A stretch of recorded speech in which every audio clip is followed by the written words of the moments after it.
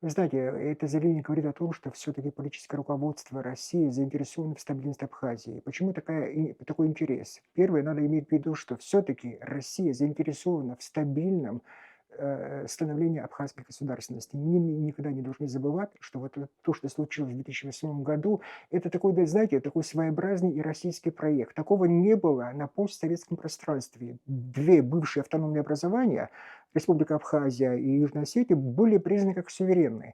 Понимаете, они хотят, я имею в виду политическое руководство, чтобы эти образования, эти республики стали вообще суверенными, первое, как государственное образование, второе, и более успешные и стабильные. Потому что это, знаете, это еще имидж такой большой страны, такой державы, как Россия. Конечно, Россия заинтересована, чтобы стабильность сохранялась в Абхазии. И то, что происходит, что мы здесь взвинчены, все это происходит, это политические страсти.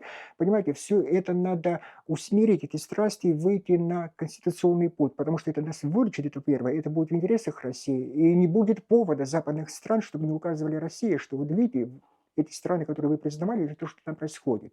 Понимаете, вот все эти факторы, которые влияют на ту реакцию, о которой вы говорите. Я уверен, что политическое руководство заинтересовано, я имею в виду России, чтобы у нас был мир, спокойствие. И если какие-то разногласия возникают между Абхазией и Россией, надо решать за столом переговоров. Для этого есть политики, у нас есть президенты, депутаты и министры. Для этого мы их избрали. И на этот путь необходимо просто выйти. Другого выхода нет. Я уверен, что Россия в этом заинтересована, жизнь заинтересована. Понимаете, мы тоже оказались в такой ситуации очень неловкой, первое. И второе, какими-то заложниками этих событий. Понимаете, все-таки жизнь, все это, знаете, в таком находится, я имею в виду жизнеобеспечение Абхазии, это как-то негативно все-таки влияет. Необходимо встретиться, договориться, выйти на конституционный путь, чтобы мы встали на стабильный путь развития. Я уверен, что вот если все это произойдет, Россия положительно всегда будет реагировать, отзываться на наши проблемы, на наши просьбы.